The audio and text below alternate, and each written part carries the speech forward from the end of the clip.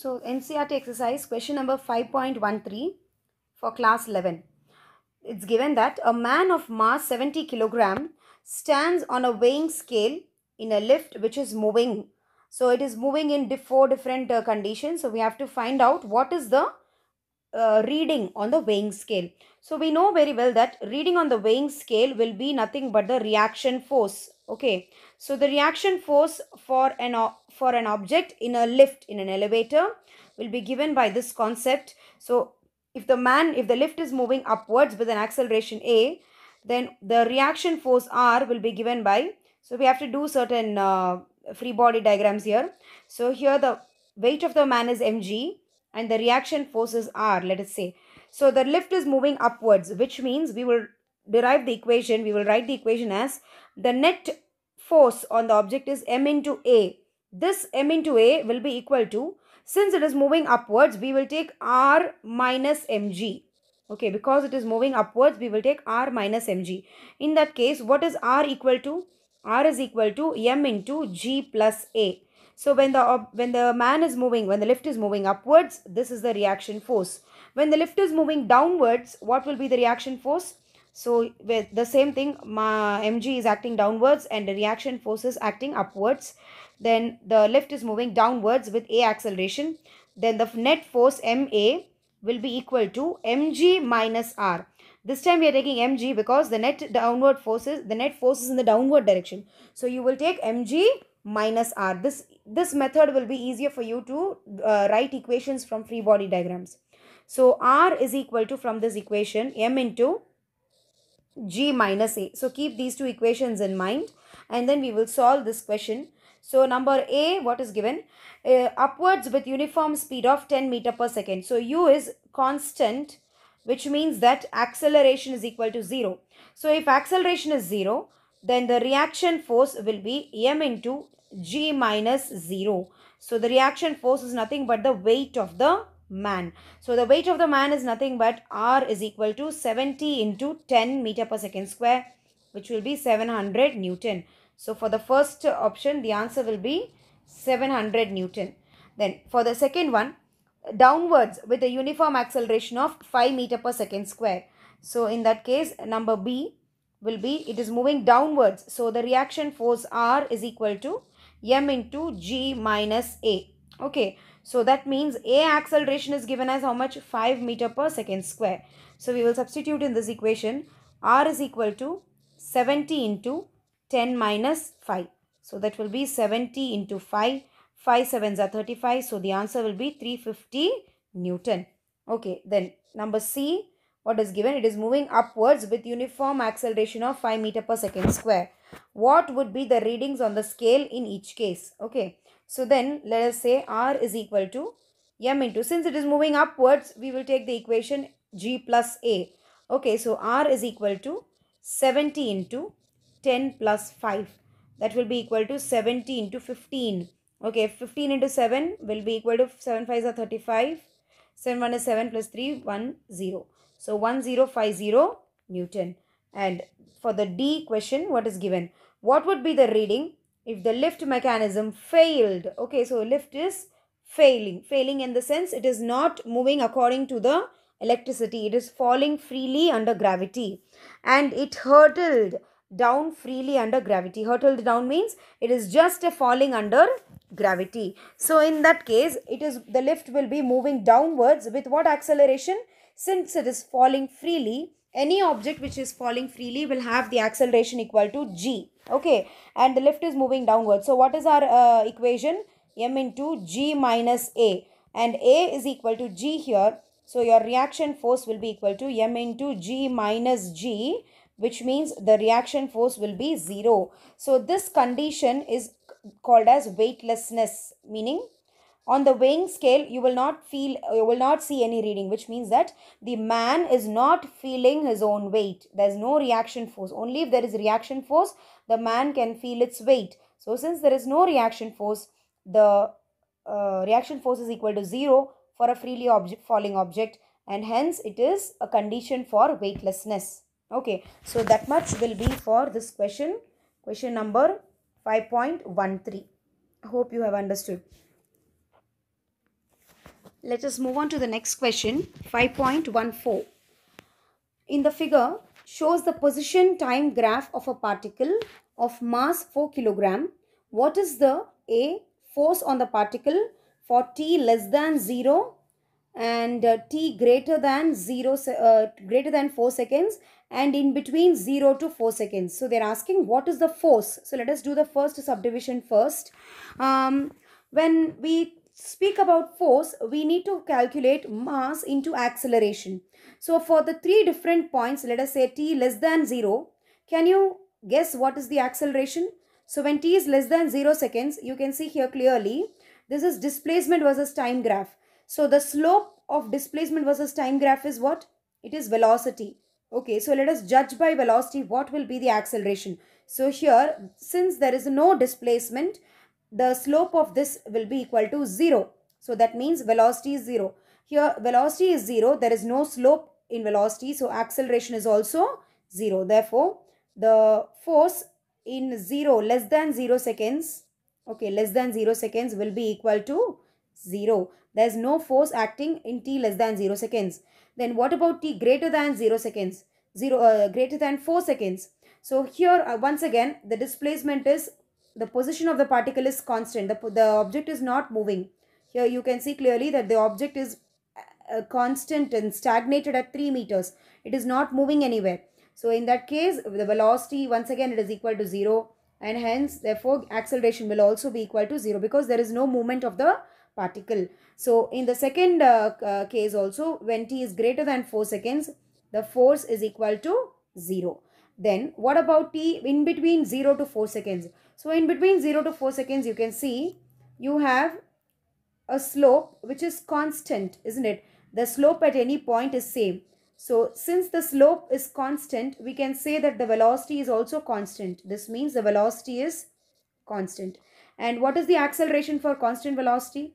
The acceleration for any constant velocity will be equal to 0. So once again, the third time, t less than 0, 0 less than t less than 4 seconds, in this time interval, your force will be equal to 0 because the acceleration is 0.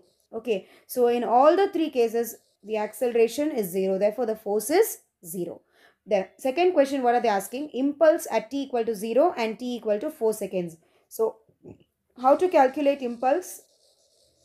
So, impulse is change in momentum, isn't it? So, if we are going to consider the point 0, let me consider 1 second before, not 1 second, one moment, 1 instant before and 1 instant after this t equal to 0. So, before t equal to 0, okay, what is the velocity of the particle? The velocity, initial velocity is 0. And the final velocity is nothing but the slope of this graph, isn't it? So, when I write impulse, yes, what is impulse? Impulse is change in momentum, delta P, which is equal to mv minus mu. Okay, you can take mass common. So inside the bracket, you will be getting v minus u.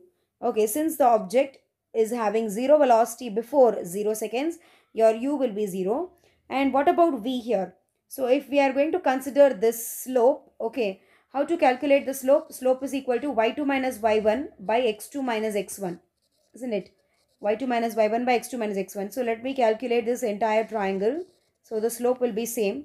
Anyways, so here you will be having y2 is nothing but 3. So 3 minus 0 divided by 4 minus 0.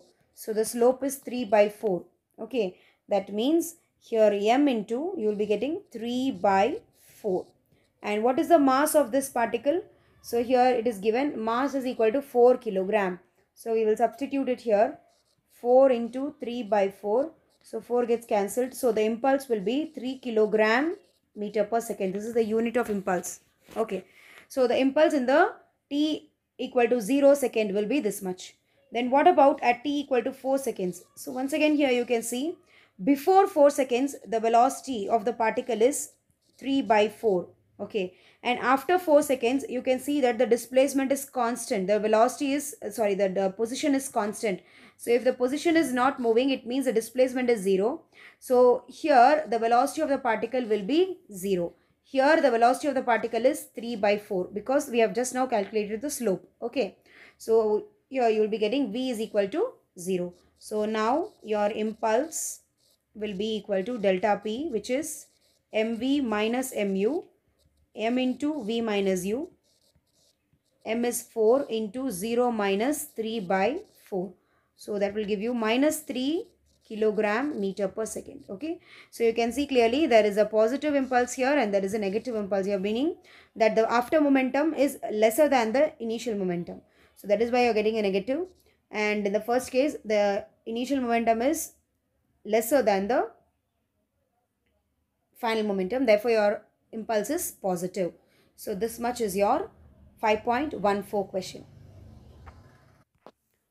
So in the next question, 5.15, it is given that two bodies of masses 10 kilogram and 20 kilogram respectively kept on a smooth horizontal surface. So there is a smooth surface, and which means that there is no friction here. They are tied by a string.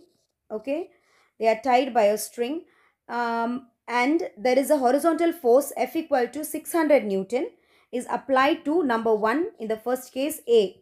Okay, so let us say that this is A, this is B. 600 Newton force is applied on A first. Okay, so this is the first case. So let us draw the free body diagram for A. What are they asking here? They are asking what is the tension in the string in each case. So let us draw the free body diagram of A. So FBD of A will be, so F force is acting in this direction and T tension is in this direction. So the acceleration of this will be along this direction, left side, because it is acting on A, isn't it? And here you can see that the total force, mass into acceleration, will be equal to F minus T. Okay, because the net force is along left side, you will take this left force minus the right side force. So how much is the mass? Mass of A is 10 kilogram. So 10 into A acceleration will be equal to 600 minus T tension. So let us say this is equal to equation number 1. Now let me draw the free body diagram for B. FBD of B will be, so on B particle, the tension force, which direction will tension act? So here you can see always tension will be pulling the object, isn't it? So for B particle, the tension T will be acting along this side. Okay, and we can write that the net acceleration A is in this direction. So M into A is equal to T. Directly you can write, because only one force is acting here. So substitute T is equal to M into A in this equation. Here what is M? This is mass of B. Okay, here you can write mass of A. So mass of B is how much? Mass of B is 20. So T is equal to 20 times A. You can substitute this in this equation. You will be getting 10A is equal to 600 minus 20A. So that is total 30A is equal to 600. From this we can get A is equal to 20 meter per second square. If A is 20, then what is tension? T is equal to 20 into A, isn't it? So A is equal to 20 meter per second square. Therefore, you will be getting T tension is equal to 400 Newton. So this was when the force is applied on A. Force is applied on A. So you are pulling the object from A side. Now, in the second case, let us pull this object from B side. So your A is here 10 kilogram and B is here 20 kilogram. You are pulling it from this side. They are connected with a string. Okay, once again tension T will be pulling the two objects. Wherever there is a string attached, you will have tension, and the tension should always pull the object. So this force is equal to 600 Newton and the acceleration will be along this side. Let me write down the free body diagrams once again. So free body diagram of A will give me, so this is A for example. So this side is T tension and the acceleration of the object is along this side. So I can write mass of A into A acceleration will be equal to T tension. How much is mass of A? 10. So 10 into A is equal to T. This time T is equal to 10A. Okay. Let me calculate A. So how will I calculate A? We will draw the free body diagram of B. So free body diagram of B will be, so you have B, and along this right side you have F force, along the left side you have tension force, and the net acceleration A is along the right direction. So you will be getting MB into A is equal to, which force is larger here? F should be larger. So F minus T. F should be larger because the net acceleration is along A only. Okay. So MB is 20 into A is equal to 600 minus, you can substitute for T from this equation. So that will be equal to 10A. So once again 30A is equal to 600 and A is equal to 20 meter per second square. Okay, but what is tension T in this case? Tension T is equal to 10 times of A.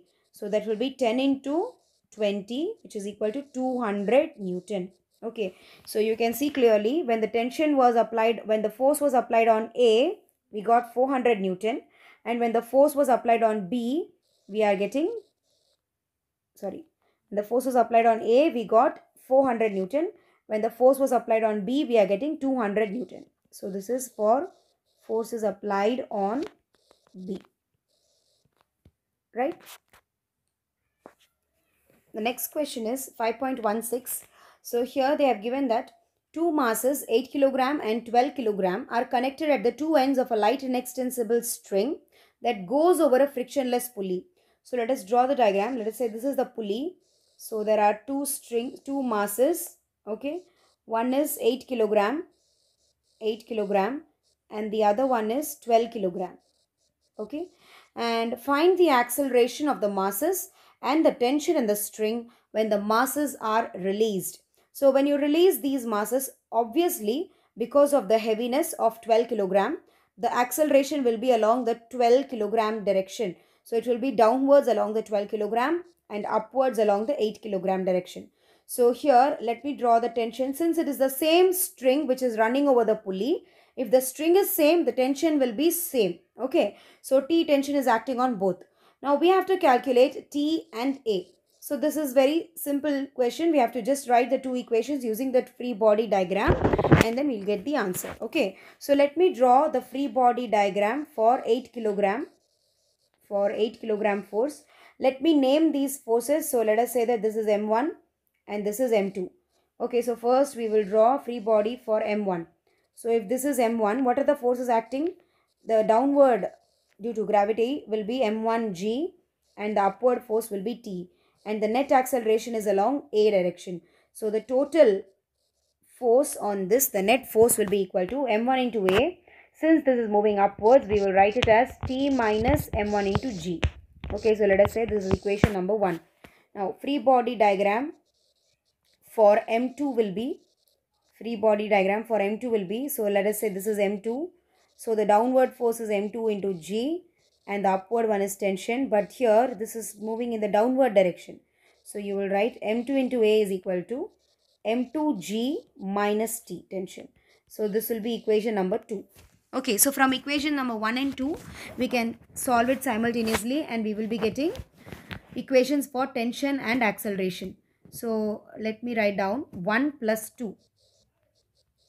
1 plus 2. What is 1 plus 2? So tension will get cancelled. So I will get M1 plus M2 into A acceleration. A can be taken common is equal to M2 minus M1 into G. Yes or no? M2 minus M1 into G. So A acceleration will be M2 minus M1 divided by M1 plus M2 into G. So we have got the equation for acceleration.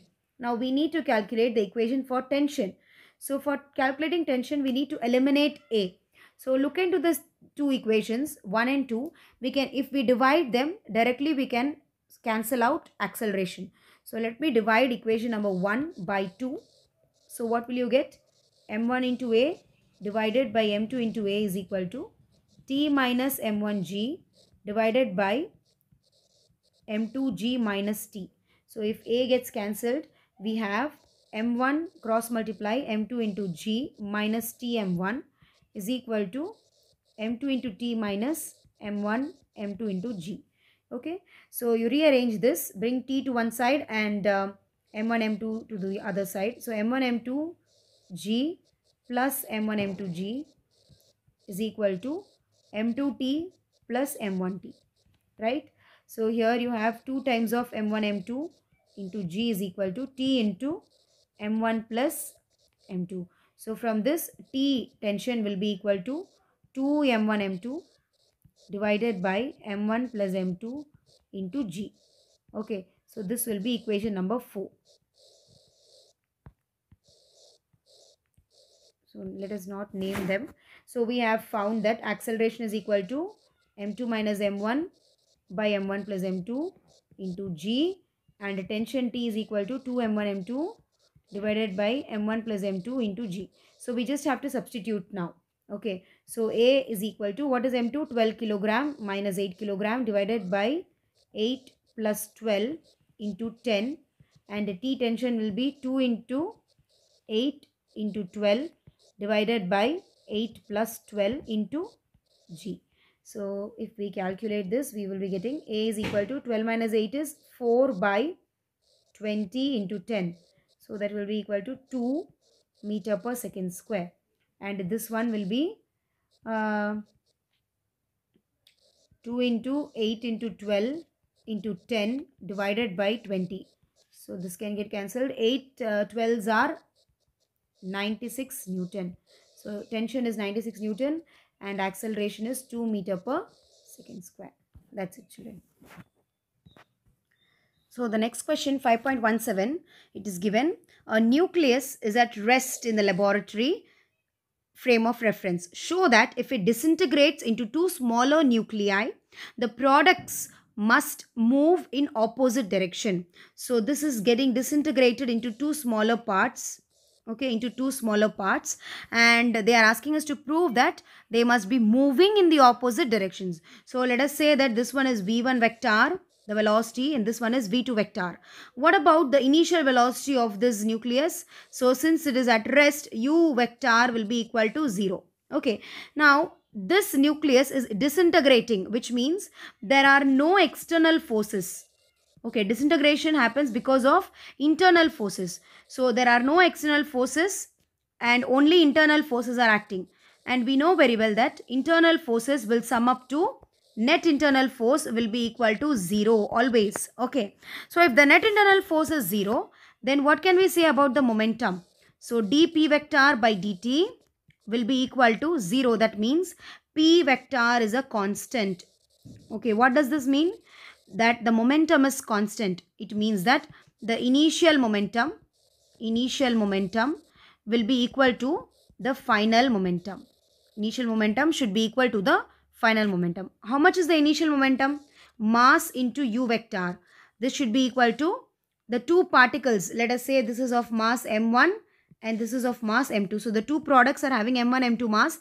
m1 is having v1 velocity and m2 is having v2 velocity. That is the final velocity. Okay, so since this is u is equal to 0, this left term will be equal to 0.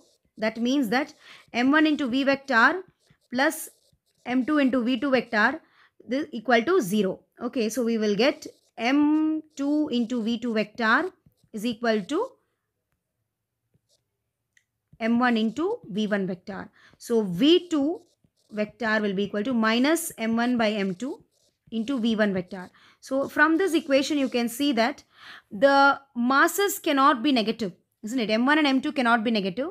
So v2 vector is equal to minus of, v2 vector is negative of v1 vector. So the direction of the second particle is opposite to the direction of the first particle, which means that the two products after disintegration will move in opposite direction. So that is your proof.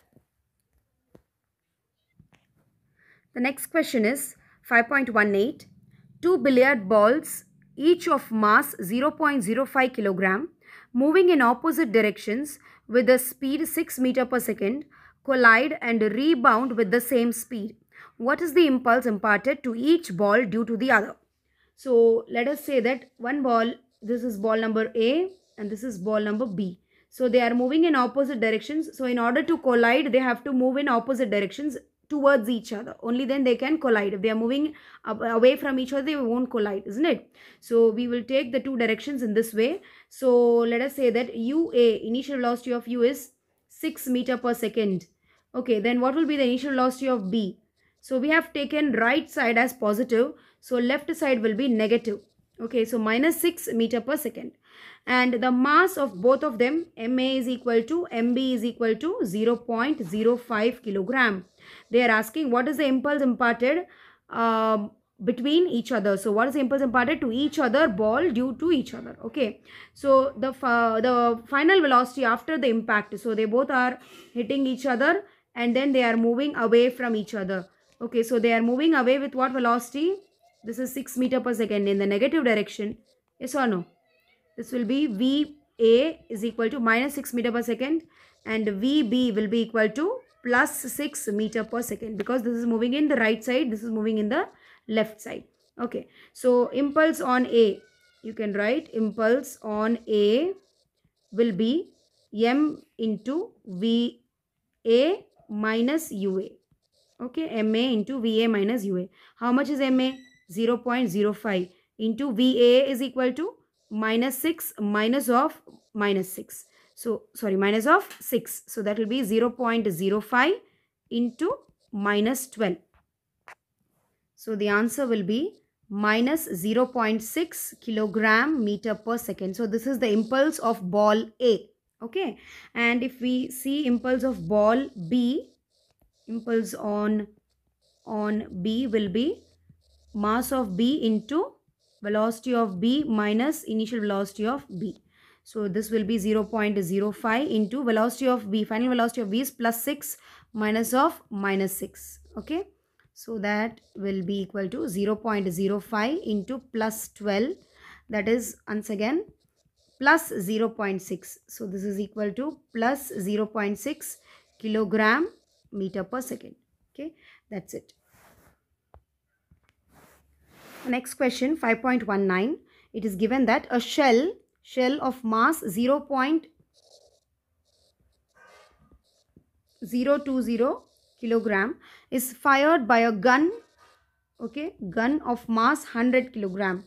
If the muzzle speed means the speed in the forward direction, so the speed of the bullet, okay, so the muzzle speed, the final speed of the bullet, okay, is equal to 80 meter per second. What is the recoil speed of the gun? Okay, so why I am saying final speed? Because before the impact of the gun on the bullet, the gun and the bullet both are at rest, isn't it? So the initial velocities of the shell and the initial velocity of the gun both are equal to 0. This means that the initial momentum is equal to 0. Now I know that you might know the direct formula for this question, but it is always better to solve it from scratch. So no need to remember multiple formulas. So just by one formula we can derive everything. Okay, no need to memorize anything. So the initial momentum is equal to 0. Since there is no external force acting, only internal forces are acting here. So the net internal force is equal to 0 always. Therefore the momentum will be constant, which means initial momentum is equal to final momentum. So initial momentum is 0. It is equal to the final momentum. So that is ms vs plus mg vg. Okay, S represents shell here. So we will be getting mg vg is equal to minus ms vs. So from this equation, vg is equal to minus m shell by m gun into vs. Okay, so now just substitute the into the formula. Vg is equal to minus 0.020 divided by 100 into 80. So that will be your answer. So we just do that. 8 2s are 16. So that is 0.16 divided by 10. 0.016 the negative meter per second. What does this negative sign indicate? It indicates that the gun is moving in the opposite direction to that of the bullet. Okay, so the recoil velocity of the gun will be minus 0.016 meter per second. So in the next question, 5.20, a batsman deflects a ball by an angle of 45 degrees without changing its initial speed, which is equal to 54 km per hour. So let us convert this 54 km per hour into 5 by 18. That is equal to 3 5s are 15 meter per second. Okay, what is the impulse imparted to the ball? So what is impulse, children? Impulse is equal to mass into final velocity minus initial velocity. Am I correct? So we want to find out what is the impulse. Now let me draw the diagram for this one. So let us say this is the bat. Okay, and your ball is coming and hitting the bat in this direction. It is being deflected. So let us say it is moving in this direction now, and the angle of deflection is equal to 45 degrees. So the initial velocity u vector is in this direction and the final velocity v vector is in this direction. If I complete this parallelogram, yes, I will be getting the resultant, which will be equal to what, children? The resultant is a vector plus b vector. But here, since the vectors are one after the other arranged, Okay, we can take this resultant to be v vector plus minus u vector, isn't it? Because u vector is placed in the opposite direction. So actually u vector should have been in this direction, but we are taking in this opposite direction. So we'll apply the formula here for parallelogram law of vectors. So v vector minus u vector is nothing but the resultant here. Okay, so v vector minus u vector will be square root of v square plus u square minus 2v into u into cos theta. Okay, what is cos theta here? Theta is equal to 45 degrees, right? So when we substitute, what will we get?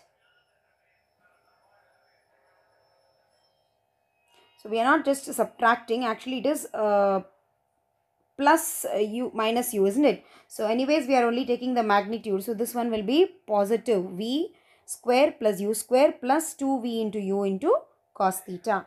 Okay, so we will have v vector minus u vector is equal to square root of, how much is v square? They are all same. V is equal to u magnitude wise. Okay, v is equal to u magnitude wise. So we will be writing 2u square plus 2u square into cos 45.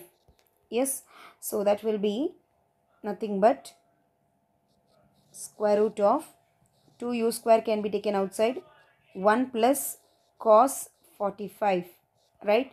So when you take it out of the square root, you get root 2 into u into root of 1 plus 1 by root 2. Okay, so how much is that? Root 2 into u into square root of root 2 plus 1 by root 2. So we will see, we can multiply this 2 inside. You will have u into root 2 plus 1 by root 2 into 2. So when we subtract, so you'll be getting root 2 when we divide. So that root 2 into root 2 is 2 plus root 2. So we'll just keep it as it is. Okay. We need to calculate impulse, right? So impulse will be equal to mass into change in velocity. So change in velocity we have just now calculated. This is v vector minus u vector, and this is modulus of u vector actually. So you can write down what is the modulus of u vector? 15, isn't it? So we will write mass is given as 0.15 into 15 meter per second into 2 plus 1.414. So when you calculate all of this, you will be getting the answer to be 4.16 kilogram meter per second. So this calculation you can do manually or by using a calculator. Okay, 4.16 kilogram meter per second. So this is the impulse. The next question is 5.21.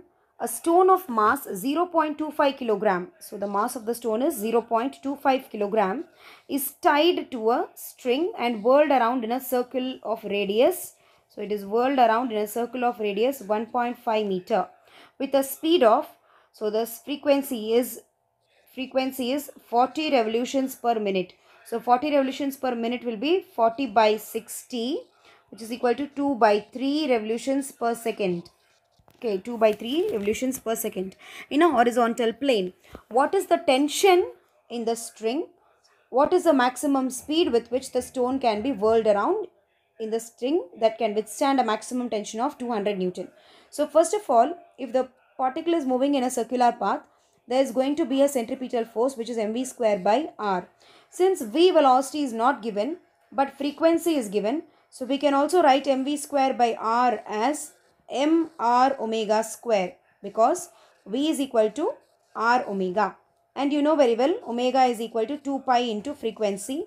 So that will be 2 into pi into, how much is the frequency? 2 by 3 revolutions per second. So there is 4 by 3 pi radian per second. Radian per second is the unit of omega, right?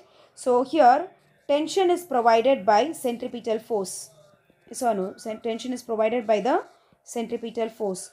So T tension is equal to mr omega square, and mass of this one is given as 0.25. I will write that as 1 by 4. Okay, into radius is 1.5. So let me write it as 3 by 2 into omega square. So square this. So you will be getting 4 by 3 into 4 by 3 into pi square, right? So 4 gets cancelled, 1 3 gets cancelled. This is 2. So your answer will be 2 by 3 pi square. So how much is that? T tension is equal to 6.6 Newton. So this is the final answer. So you can multiply and check the answer. Okay. Then next question is, so the next subdivision is, what will be the velocity, maximum velocity if the tension is 200 Newton? Okay. So if T is equal to 200, what is T? T is equal to mv square by R, isn't it? So 200 is the maximum. So m is 0.25 into v square divided by R is 1.5. So let me write v square is equal to 200 into 3 by 2 divided by 1 by 4. Am I correct? So here you will have 200 into 3 by 2 into 4. So this 4 will go to the numerator. So you have this much. So when you take square root of this, you will be having 400 into 3. 400 into 3. So that will be 20 root 3. So how much is 20 root 3? 1.732. You have to multiply. So that will be 34.6 meter per second. That will be the maximum velocity up to which you can whirl the stone in the string. Beyond that, if you go, then the string will get cut. Okay, because that is the maximum tension that the string can withstand.